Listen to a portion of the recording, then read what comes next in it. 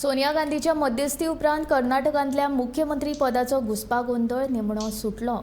DK. Shivakumar हाणें हट्ट सोडून सगळ्यो अटी मान्य केल्यात।